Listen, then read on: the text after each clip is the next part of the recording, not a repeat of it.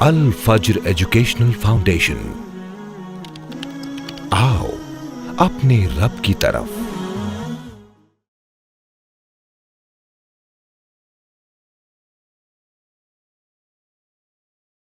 قرآن انسانوں کے لیے دستور زندگی ہے۔ قرآن مجید ہمیں یہ بتائے گا ہمیں کون سے راستے پر چلنا ہے، کون سے راستے سے بچنا ہے، ہمیں کیا کھانا ہے، کیا نہیں کھانا ہے، ہمیں کیا کرنا ہے، کیا نہیں کرنا ہے۔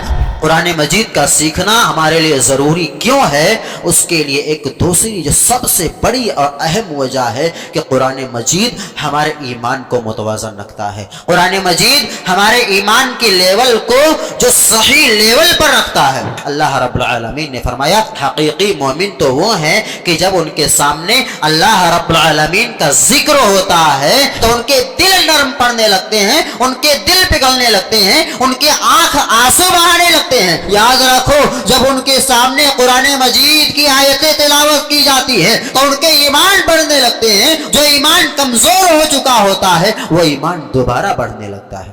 آج ہم کسی اسکول میں پیرنٹس میٹنگ اٹینڈ کرتے ہیں اور ہمیں ذرا یہ کہہ دیا جاتا ہے کہ ان کے بچے نے ٹاپ کیا ہے اسکول کو، تو ہماری خوشی کا کوئی ٹھکانہ نہیں ہوتا، ہم پھولے نہیں سماتے۔ آپ یاد کیجئے، غور کیجئے کہ قیامت کا منظر ہوگا کہ جس دن ہر کوئی پریشان حال ہوگا، اس دن اللہ رب العالمین والدین کو ایک عمدہ پوشاک پہنائیں گے، اس بیس پر کہ اس کے بچے نے، ان والدین کے بچوں نے قرآن مجید پڑھا، قرآن مجید سیکھا اور قرآن مجید پر عمل کیا۔ اس سے بڑی عزت، اس سے بڑا مقام کیا ہو سکتا ہے کہ قیامت کے دن اللہ رب العالمین کے حکم پر آپ کو پوشاک پہنایا جائے۔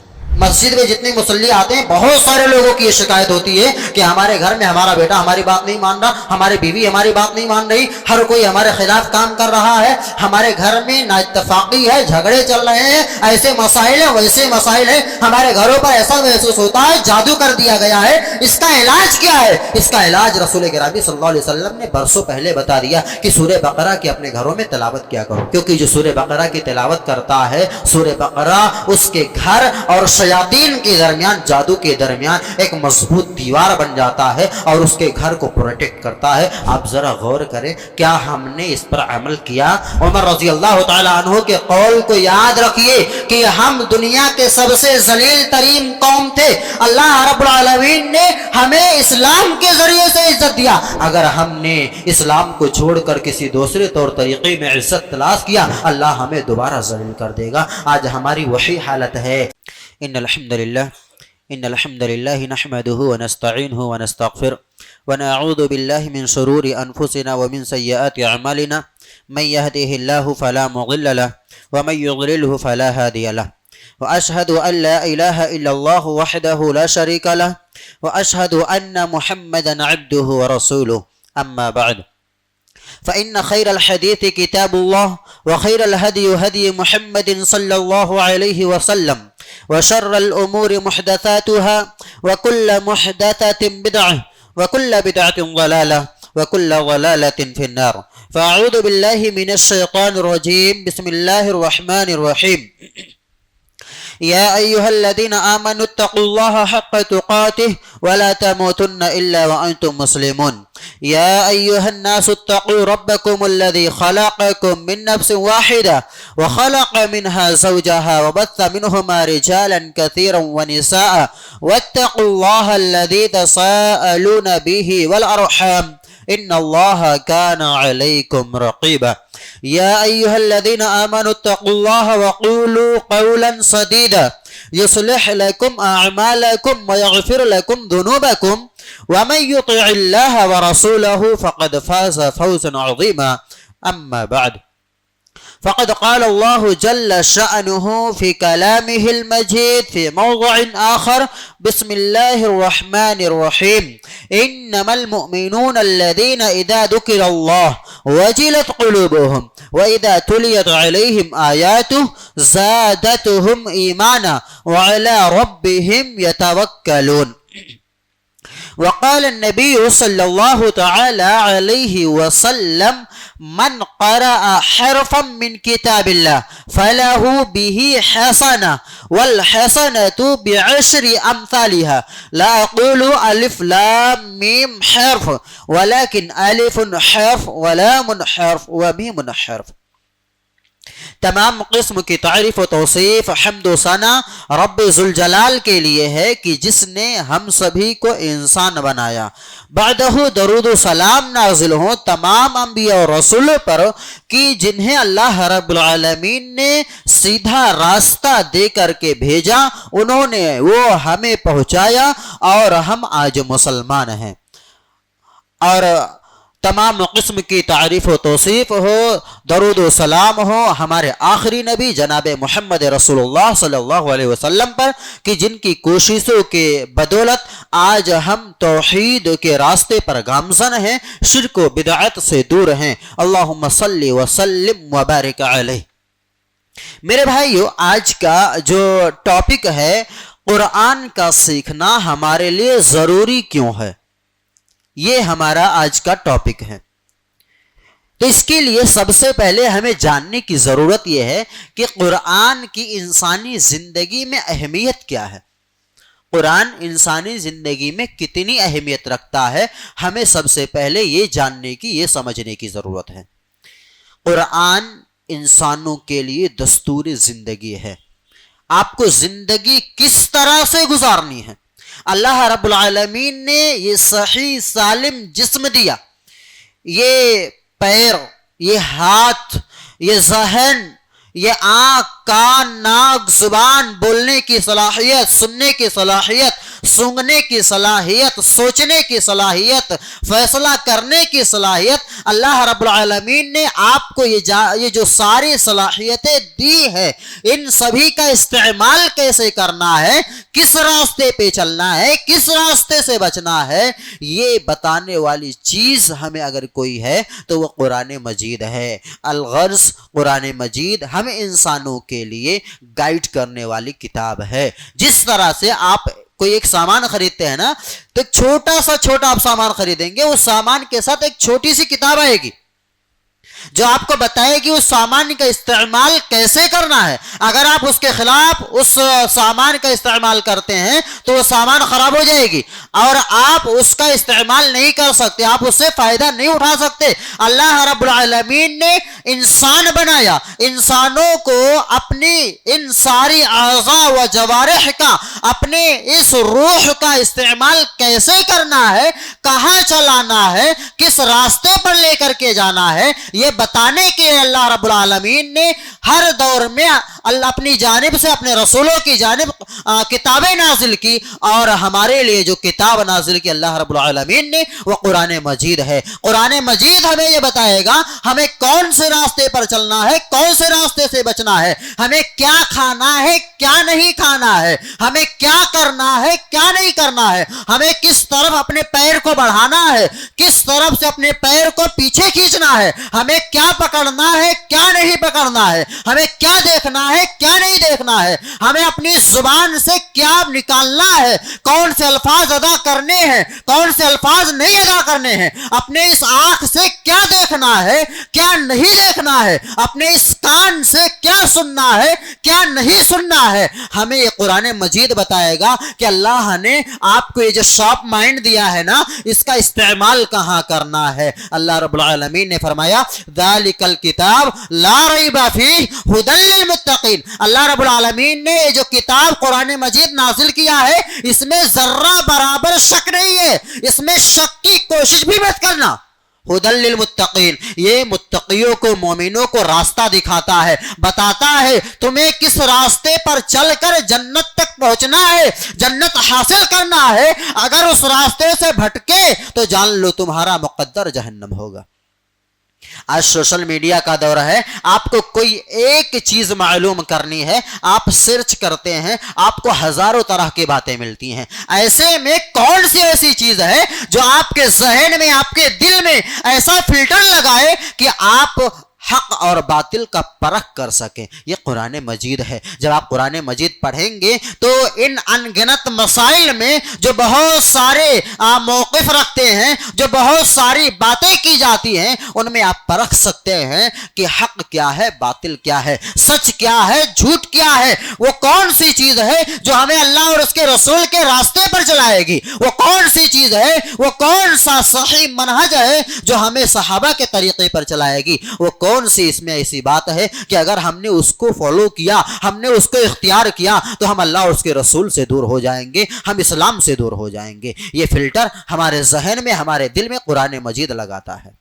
تو قرآن مجید کا سیکھنا ہمارے لیے ضروری، سب سے پہلی جو ضرورت ہے وہ یہ ہے کہ قرآن مجید ہمارے لیے، ہماری زندگی کے لیے دستور ہے۔ ہمیں زندگی کیسے گزارنا ہے یہ بتانے والی کتاب کون سی ہے؟ قرآن مجید ہے۔ قرآن مجید کا سیکھنا ہمارے لیے ضروری کیوں ہے؟ اس کے لیے ایک دوسری جو سب سے بڑی اور اہم وجہ ہے کہ قرآن مجید ہمارے ایمان کو متوازن رکھتا ہے۔ قرآن مجید ہمارے ایمان کے لیول کو جو صحیح لیول پر رکھتا ہے۔ جب آپ بازار میں جاتے ہیں، دیکھتے ہیں ہر کسی کی تجارت گرو کر رہی ہے، ہر کوئی ترقی کر رہا ہے، ہر کسی کا بزنس کامیاب ہو رہا ہے، ہر کوئی آگے بڑھ رہا ہے، لیکن ہماری بزنس ٹھپ پڑی ہوئی ہے، ہماری تجارت ٹھپ پڑی ہوئی ہے، ہماری کاروبار میں نقصان ہو رہا ہے، ہماری نوکری ضائع ہو گئی ہے، ہم بنا کسی کام کے ادھر ادھر بھٹک رہے ہیں، ہم فقیری و قلاشی میں زندگی گزار رہے ہیں، ہمارے گھر میں آزمائشیں ہیں، ہمارے گھر کے لوگ مرض میں، بیماریوں میں مبتلا ہیں، ہمارے گھر کے لوگ پریشانیوں میں مبتلا ہیں، ہمیں ہاسپٹل کے چکر لگانے پڑتے ہیں، تو پھر یہ ساری چیزیں جب ہم دیکھتے ہیں نا تو ہمارا ایمانی لیول کم ہونے لگتا ہے۔ اور خود جب ہم گناہ کا ارتکاب کرتے ہیں، اللہ کی نافرمانیاں کرتے ہیں، تو یہ اللہ کی نافرمانیاں جو ہم کرتے ہیں ہمارے ایمان کے لیول کو کمزور کرتی ہے۔ لیکن جب ہم قرآن مجید کی جانب آتے ہیں، قرآن مجید کو پڑھتے ہیں، تو قرآن مجید ہمیں بتاتا ہے کہ آزمائشیں سب پر آتی ہیں، مصیبتیں سب پر آتی ہیں، لیکن کامیاب وہ ہوتا ہے جو ان آزمائشوں میں، ان مصیبتوں میں کھرا اترے، ان مصیبتوں میں ثابت قدم رہے، اللہ رب العالمین پر توکل، اللہ پر بھروسہ اس کا ثابت قدم رہے، وہ اللہ رب العالمین پر کامل یقین کے ساتھ اسلام پر جمع رہے۔ جب ہم یہ پڑھتے ہیں، ہم پچھلے قوموں کے واقعات کو سنتے ہیں کہ کس طرح سے انہیں آزمایا گیا، اس طرح سے آزمایا گیا کہ گویا ان کے نیچے سے زمین کھینچ لی گئی، لیکن انہوں نے اسلام نہ چھوڑا، انہوں نے توحید نہ چھوڑا، انہوں نے اللہ کے راستے کو نہ چھوڑا، انہوں نے مصیبتوں میں صبر کیا، اللہ پر بھروسہ کیا، اللہ نے انہیں ایسے انعامات سے نوازا کہ آج دنیا ان انعامات کو حاصل کرنے کے لیے اپنے ہاتھ پیر مارتے پھر رہی ہے۔ تو پھر یہ ساری چیزیں جب ہم پڑھتے ہیں تو ہمارا ایمان بڑھتا ہے۔ اللہ رب العالمین نے فرمایا انما المؤمنون الذین اذا ذکر اللہ وجلت قلوبهم واذا تلیت علیہم آیاتہ زادتہم ایمانا وعلی ربہم یتوکلون۔ حقیقی مومن تو وہ ہیں کہ جب ان کے سامنے اللہ رب العالمین کا ذکر ہوتا ہے، جب ان کے سامنے اللہ رب العالمین کا ذکر ہوتا ہے، وجلت قلوبہم، تو ان کے دل نرم پڑنے لگتے ہیں، ان کے دل پگھلنے لگتے ہیں، ان کے آنکھ آنسو بہانے لگتے ہیں۔ وَإِذَا تُلِيَتْ عَلَيْهِمْ آیَاتُ، یاد رکھو جب ان کے سامنے قرآن مجید کی آیتیں تلاوت کی جاتی ہے، جب ان کے سامنے اللہ کی آیتیں پڑھی جاتی ہے، زادتہم ایمانا، تو ان کے ایمان بڑھنے لگتے ہیں، ان کے ایمان کا لیول اوپر جانے لگتا ہے، جو ایمان کمزور ہو چکا ہوتا ہے وہ ایمان دوبارہ بڑھنے لگتا ہے۔ تو قرآن مجید وہ کتاب ہے جو ہمارے کمزور ہوئے ایمان کو دوبارہ مضبوط بناتا ہے۔ اس لیے قرآن مجید کا سیکھنا، قرآن مجید کا پڑھنا ہمارے لیے ضروری ہے۔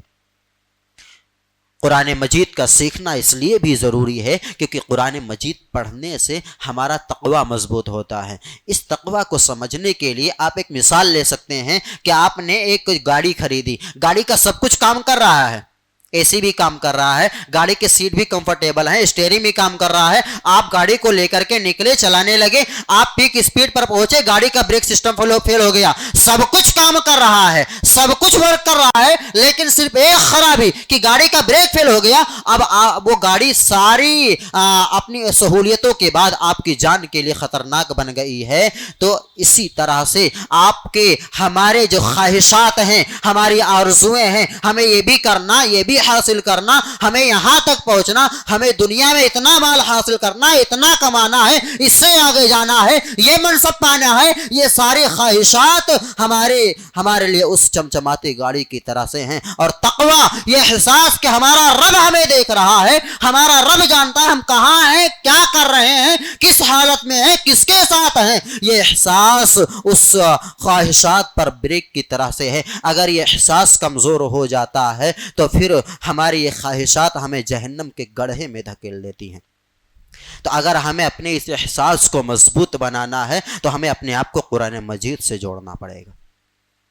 और कुरान मजीद की बरकत देखिए कि कुरान मजीद की बरकत यह है कि उसके पढ़ने वाले को तो जो इनाम मिलना है वो मिलना ही है, उसके पढ़ाने वाले यानी उसके जो जिन्होंने अपने बच्चों को कुरान मजीद पढ़ने के लिए सर्फ किया उनको अल्लाह रब्बुल आलमीन क्या इनाम देगा। रसूल गिरामी सल्लल्लाहु तआला अलैहि वसल्लम की मुस्तदरक हाकिम में एक बहुत प्यारी हदीस है। आप सल्लल्लाहु तआला अलैहि वसल्लम फरमाते हैं, मन क़रा अल कुरान व तअल्लमहु व उल्बिसा यौमल क़ियामति ताजम मिन नूर ज़ौउहु मिस्ल ज़ौइ शम्स।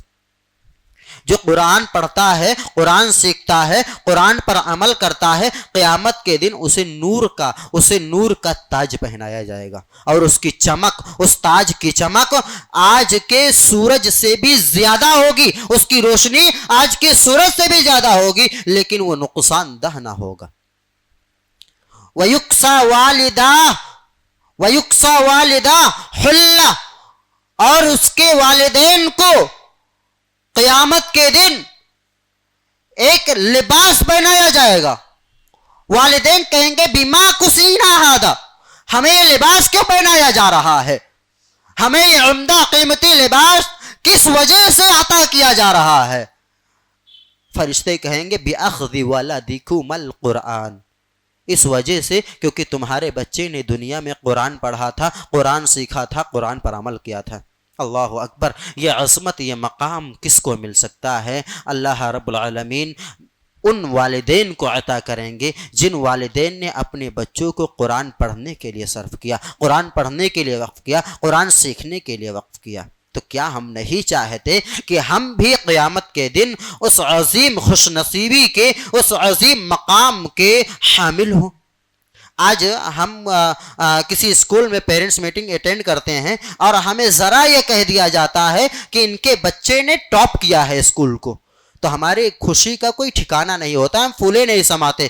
आप याद कीजिए, गौर कीजिए कि क़यामत का मंजर होगा कि जिस दिन हर कोई परेशान हाल होगा, उस दिन अल्लाह रब्बुल आलमीन वालिदैन को एक उम्दा पोशाक पहनाएंगे इस बेस पर कि उसके बच्चे ने, उन वालिदैन के बच्चों ने कुरान मजीद पढ़ा, कुरान मजीद सीखा और कुरान मजीद पर अमल किया। इससे बड़ी इज्जत, इससे बड़ा मकाम क्या हो सकता है कि क़यामत के दिन अल्लाह रब्बुल आलमीन के हुक्म पर आपको पोशाक पहनाया जाए।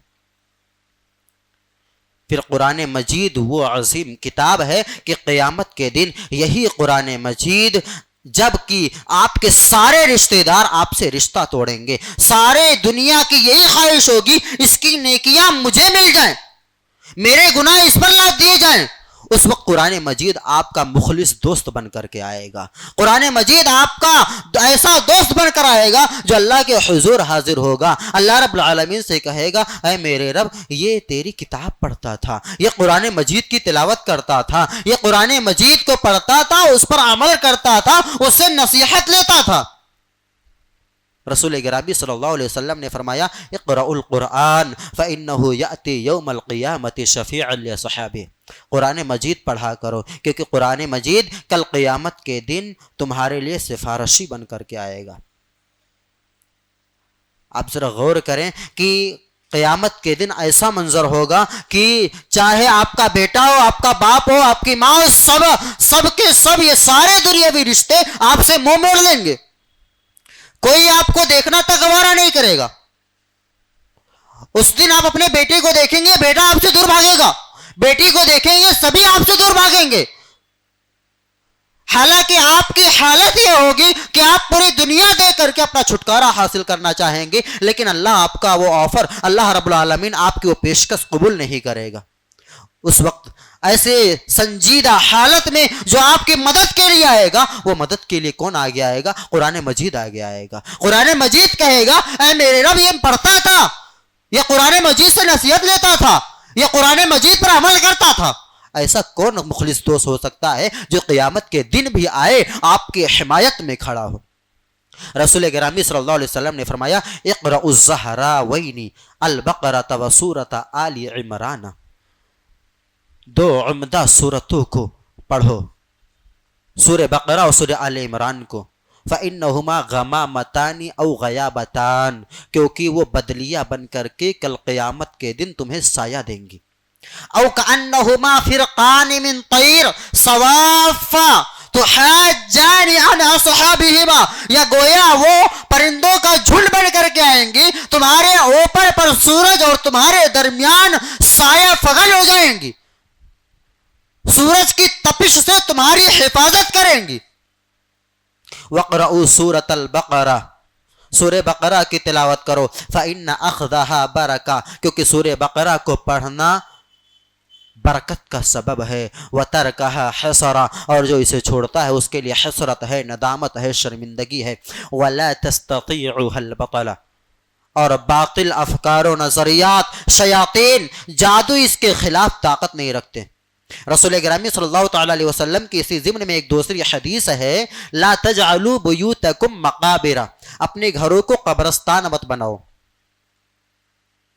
فإن الشیطان ينفر من البیت الذی تقرأ فیہ سورۃ البقرہ، کیونکہ شیطان اس گھر سے دور بھاگتا ہے جس گھر میں سورہ بقرہ کی تلاوت کی جاتی ہے. آج ہم میں سے ہر کوئی آتا ہے، تقریباً مسجد میں جتنے مصلی آتے ہیں، بہت سارے لوگوں کی یہ شکایت ہوتی ہے کہ ہمارے گھر میں ہمارا بیٹا ہماری بات نہیں مان رہا، ہماری بیوی ہماری بات نہیں مان رہی، ہر کوئی ہمارے خلاف کام کر رہا ہے، ہمارے گھر میں نا اتفاقی ہے، جھگڑے چل رہے ہیں، ایسے مسائل ہیں، ویسے مسائل ہیں، ہمارے گھروں پر ایسا محسوس ہوتا ہے جادو کر دیا گیا ہے. اس کا علاج کیا ہے؟ اس کا علاج رسول گرامی صلی اللہ علیہ وسلم نے برسوں پہلے بتا دیا کہ سورہ بقرہ کی اپنے گھروں میں تلاوت کیا کرو. کیونکہ جو سورہ بقرہ کی تلاوت کرتا ہے، سورہ بقرہ اس کے گھر اور شیاطین کے درمیان، جادو کے درمیان ایک مضبوط دیوار بن جاتا ہے اور اس کے گھر کو پروٹیکٹ کرتا ہے، اس کے گھر کی حفاظت کرتا ہے. آپ ذرا غور کریں، کیا ہم نے اس پر عمل کیا؟ کیا ہم نے اپنے گھر کی حفاظت کے لیے ایسے اقدامات کیے؟ ہم نے اپنے گھر کو تو خالی چھوڑ دیا کہ شیطان آئے، ہمارے گھر والوں کے ذہنوں کو تبدیل کرے، ہمارے گھر والوں کے ذہنوں میں فطور ڈالے، فحش گوئی ڈالے، ہمارے گھر والوں کے ذہنوں میں ہر طرح کے کلچر کو ڈالے اور انہیں اسلام سے دور کرے، ہمارے گھر والوں کے ذہنوں میں ہمارے خود کے درمیان نا اتفاقیاں ڈالے، ہمارے گھر والوں پر جادو آئے، حملہ کرے. ہم نے اپنے گھر کو خالی چھوڑ دیا، تو آج ہماری یہ شکوہ و شکایت کس بیس پر ہے؟ ضرورت ہے کہ ہم اپنے گھر کے حفاظت کے لیے سورہ بقرہ کی روزانہ تلاوت کریں. ساتھ میں رسول گرامی صلی اللہ تعالی علیہ وسلم کی ایک دوسری حدیث ہے جس میں آپ صلی اللہ تعالی علیہ وسلم نے فرمایا، من قرأ حرفا من کتاب اللہ فلہ بہ حسنہ والحسنۃ بعشر امثالها، لا اقول الف لام میم حرف ولكن الف حرف ولام حرف ومیم حرف. رسول گرامی صلی اللہ علیہ وسلم نے فرمایا کہ جو قرآن مجید کا ایک حرف پڑھتا ہے نا، اس کو ایک حرف پڑھنے کی وجہ سے 10 نیکیاں ملتی ہیں. میں یہ نہیں کہہ رہا، رسول گرامی صلی اللہ علیہ وسلم کہہ رہے ہیں، میں یہ نہیں کہہ رہا کہ الف لام میم ایک حرف ہے کہ جس کے بدلے آپ کو 10 نیکیاں ملے. الف لام میم یہ 3 حرف ہے، آپ نے 3 حرف پڑھا، آپ کو 30 نیکیاں ملتی ہیں. آپ ذرا غور کریں کہ آپ نے صرف سورہ فاتحہ پڑھ لیا, سورہ فاتحہ میں کتنے الفاظ ہیں اور اس کا آپ کو 10 گنا مل رہا ہے. کون ہے جو آپ کو 10 گنا اجر دے؟ آپ 10 منٹ نکال کر کے ایک دن میں قرآن مجید کی تلاوت کرتے ہیں, آپ کو کتنی ساری نیکیاں مل جاتی ہیں آپ تصور بھی نہیں کر سکتے. اگر آپ روزانہ 10 منٹ 15 منٹ قرآن مجید کی تلاوت کرتے ہیں, قیامت کے دن یہ اتنا بڑا ذخیرہ بن کر کے آئے گا کہ آپ سوچیں گے کہ میں نے اتنی سارے نیکیاں کی تھی, مجھے احساس ہی نہیں, مجھے معلوم ہی نہیں. لیکن آج ہماری حالت کیا ہے؟ ہم نے اپنے آپ کو قرآن مجید سے دور کر لیا. ہم نے اپنے آپ کو, اللہ رب العالمین نے جس چیز کو ہمارے لیے دستور زندگی بنایا, اللہ رب العالمین نے جس چیز کو ہمارے لیے دنیا میں زندگی گزارنے کا بطور طریقہ بتایا کہ اس میں تمہارے لیے دنیا میں زندگی گزارنے کا طریقہ ہے, دنیا میں زندگی گزارنے کا سلیقہ ہے, اس سے دور کر لیا. ہم نے اپنے آپ کو اس چیز سے دور کر لیا جو ہمارے ایمان کو مضبوط کرنے والی چیز ہے, جو ہمارے ایمان کے لیول کو متواصل رکھنے والی چیز ہے. ہم نے اپنے آپ کو اس چیز سے دور کر لیا جو ہمیں ہمارے دشمنوں سے محفوظ رکھنے والی تھی. اور ہم نے صرف اپنے آپ کو دور نہیں رکھا, ہم نے اپنی اولاد کو بھی اس سے دور رکھا ہوا ہے. ہم نے اپنی اولاد کو بھی قرآن جیسے عظیم نعمت سے دور رکھا ہوا ہے. تو پھر سوچیں, غور کریں, ہم کتنے محروم اشخاص ہیں, کتنے محروم لوگ ہیں. ضرورت ہے کہ ہم اپنے آپ کو قرآن مجید سے جوڑیں, اپنا لگاؤ قرآن مجید سے جوڑیں, تاکہ اللہ رب العالمین ہمیں وہی مقام عطا کرے جو مقام پچھلے ہمارے اسلاف کو اللہ رب العالمین نے قرآن مجید سے جڑنے کی وجہ سے دیا تھا. یاد رکھیے کہ اگر ہم نے قرآن مجید کو چھوڑ دیا, اپنے اسلاف کے طور طریقوں کو چھوڑ دیا, تو اللہ رب العالمین ہمیں ذلیل کر دے گا. عمر رضی اللہ تعالی عنہ کے قول کو یاد رکھیے کہ ہم دنیا کے سب سے ذلیل ترین قوم تھے, اللہ رب العالمین نے ہمیں اسلام کے ذریعے سے عزت دیا. اعزنا اللہ بالاسلام, اللہ رب العالمین نے ہمیں اسلام کے ذریعے سے عزت دیا.